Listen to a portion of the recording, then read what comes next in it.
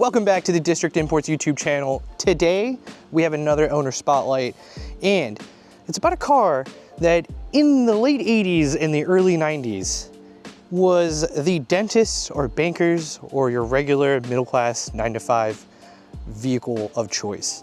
We're talking about your standard family vehicle, point A to point B. You're not driving a Civic, you're not driving a Toyota, but you're driving something a little bit more classy. However, in America, that was a very popular car. The twist to it, however, couldn't be any more American.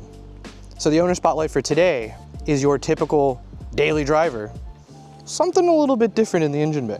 I bring forth to you Zane's LS E30, the first that was ever done in the East Coast, and the coolest story ever. Now this is one of the coolest E30s in the area, and the story behind it is gonna be absolutely incredible. So let's get this interview going and you'll see why.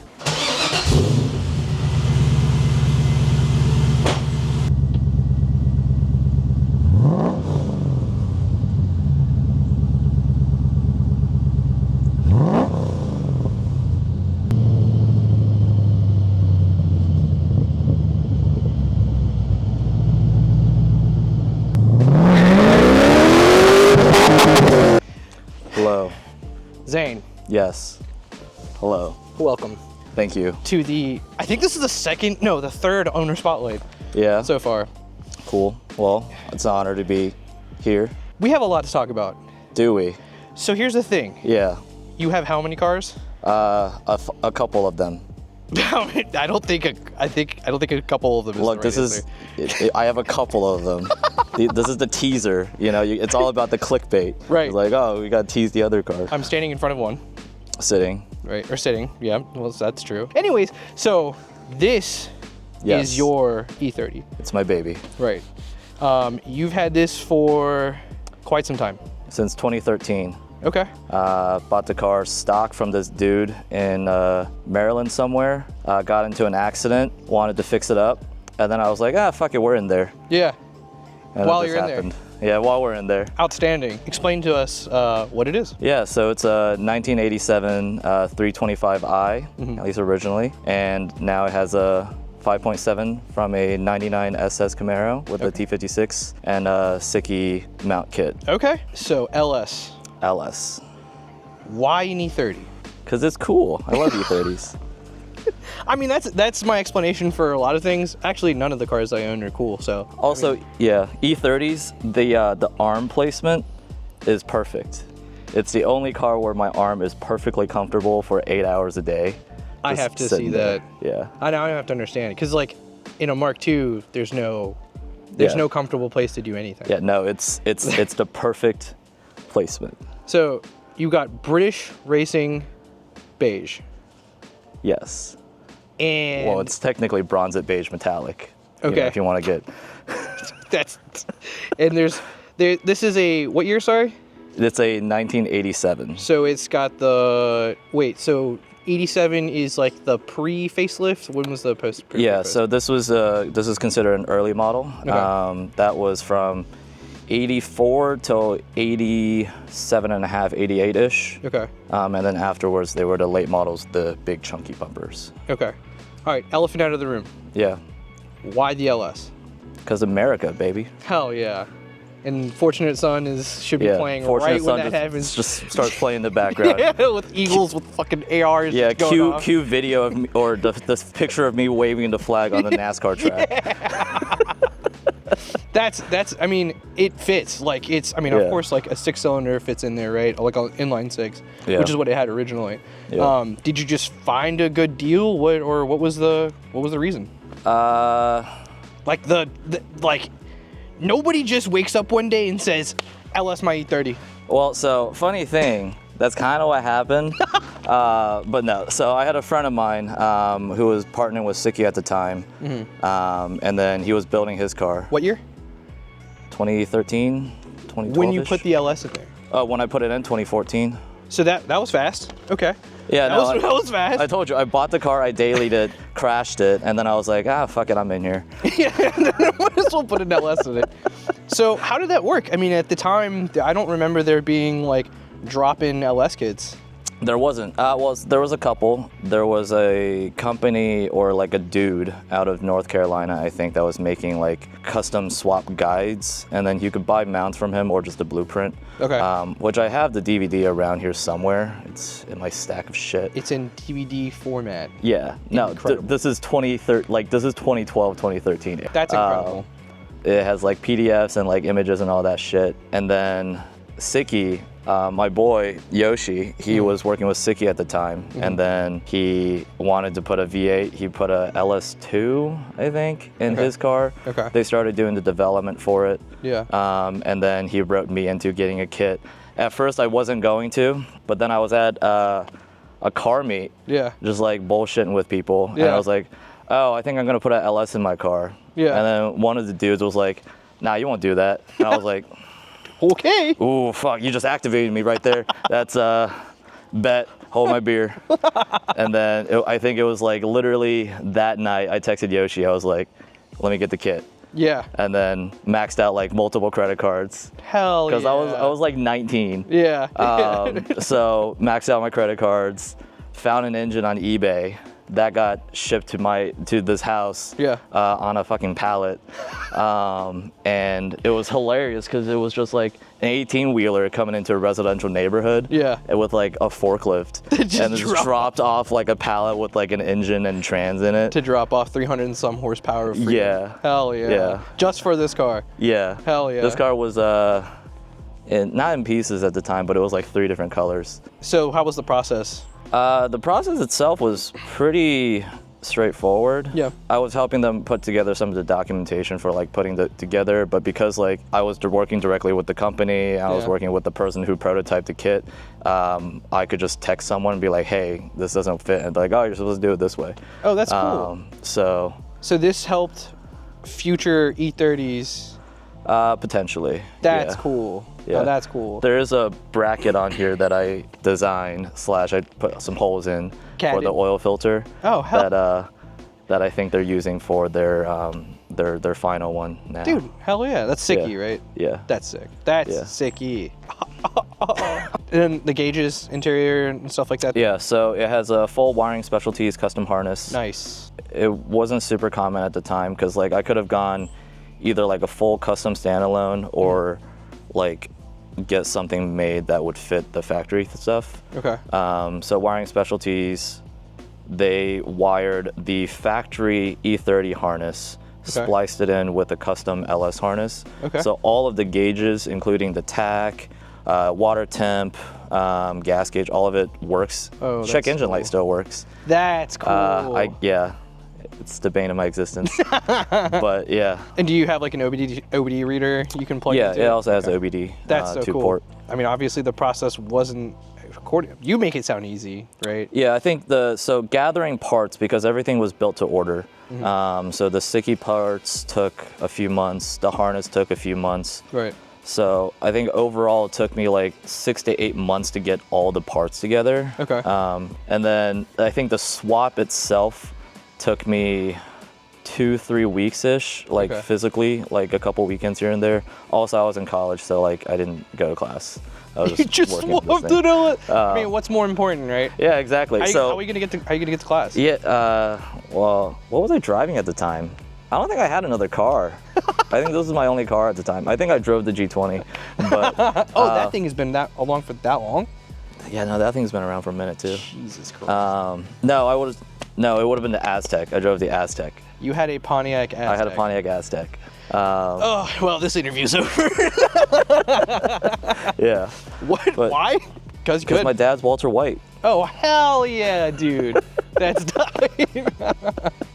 What other mods? Obviously, you have your own suspension, right? Yeah. So aside from the LS, it has full 5-lug swap, E36 M3 front spindles and suspension. Ninja Stars. Throwing stars. Throwing stars. And ST's suspension coilovers were just like the budget version of KWs because I was broke at the time. Hell yeah.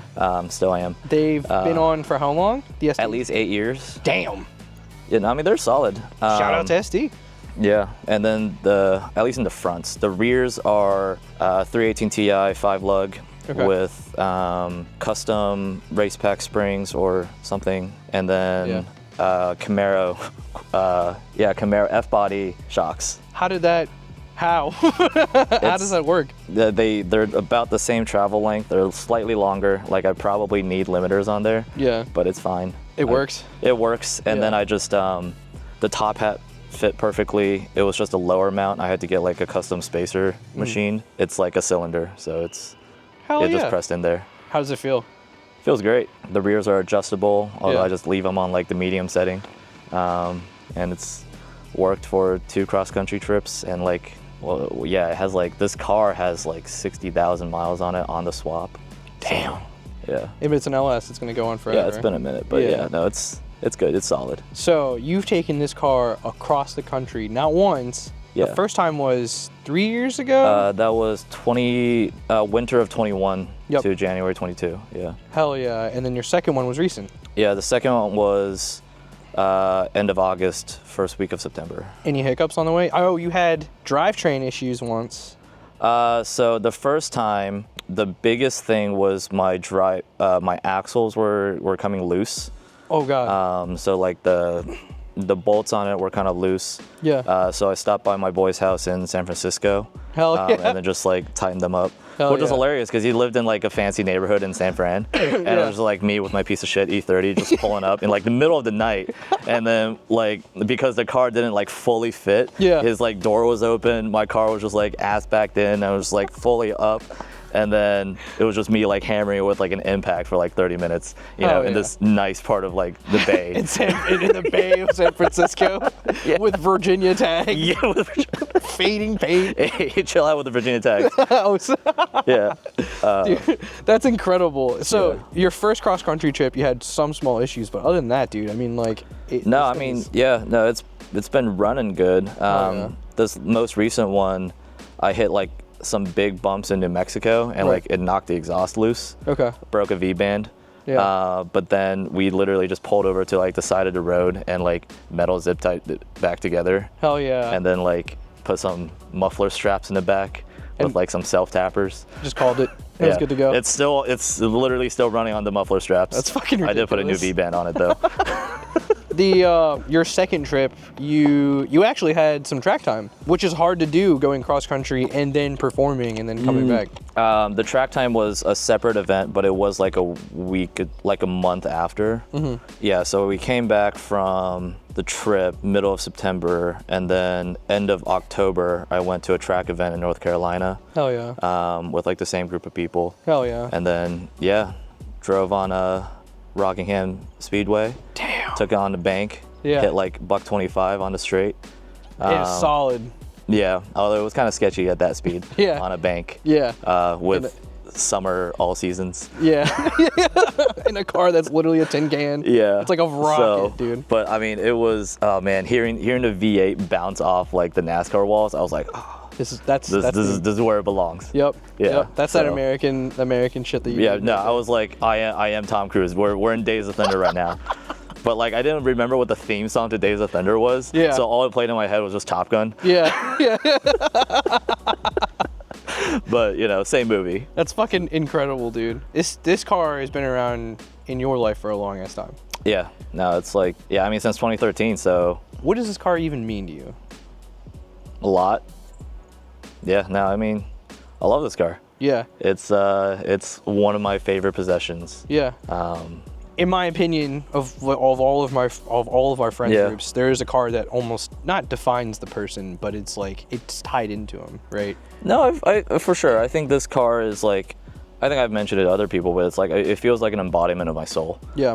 Because it's a foreign chassis. Yeah. With a heart of fire. Yeah. From America.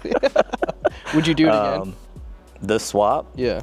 Yeah. Yeah. Well, I mean, like, to like redo this same build? Yeah. Oh, God forbid something happens, right? Would you just keep pushing with this car? Oh, for sure. The thing I always say is, I'm gonna get buried with this car, this car is gonna bury me. Hell yeah, bro. If I ever have kids, I'll help them build a car. Yeah. But this car's mine. Hell yeah. Say I was the BMW engineering team. Yeah. In the 80s. Yeah. What's one thing that you would tell me? change the rear suspension setup so I don't have to put stiff-ass springs to control the camber. Das ist ein deutsches rear end setup.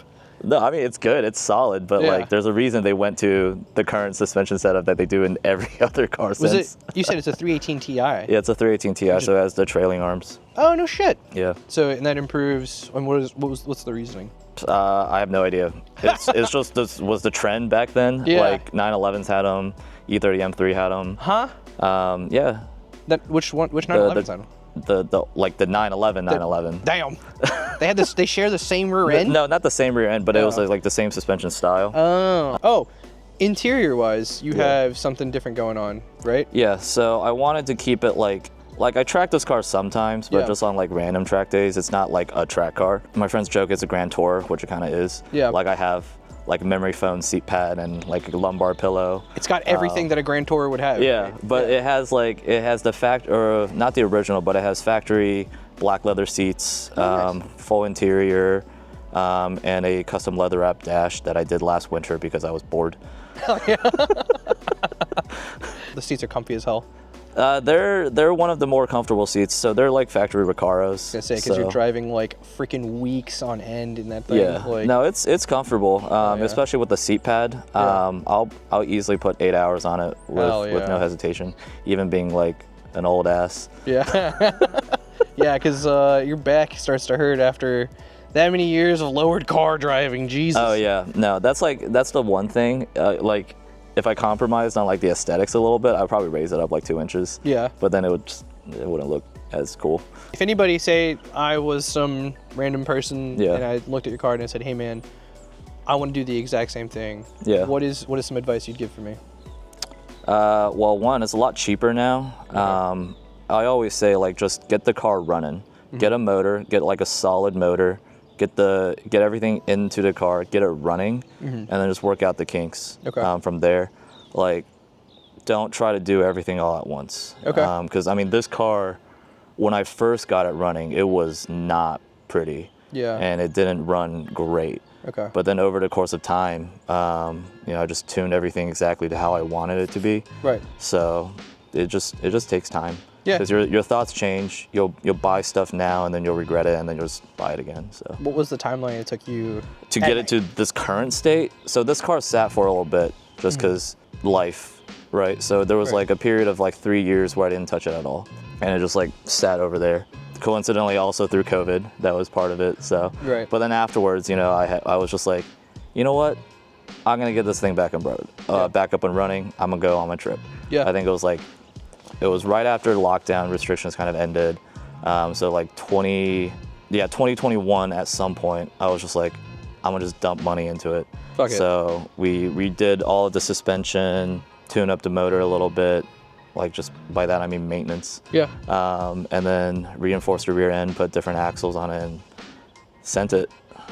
And it's since then, dude. Yeah, And since then. still, it's- I still see you whipping this thing around. Yeah. What's yeah. what's the plan now?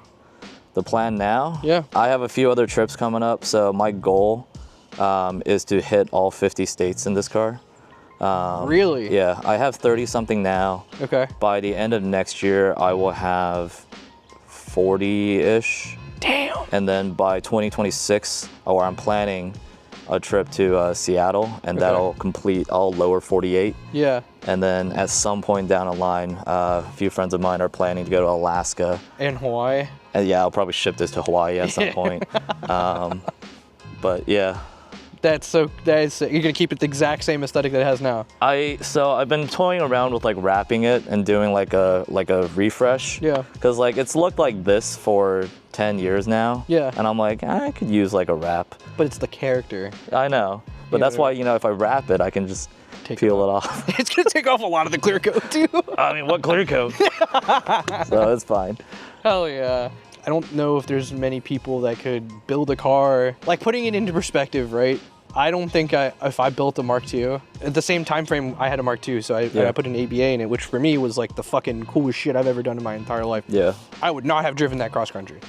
Like, at all. Why not? YOLO, you only live once.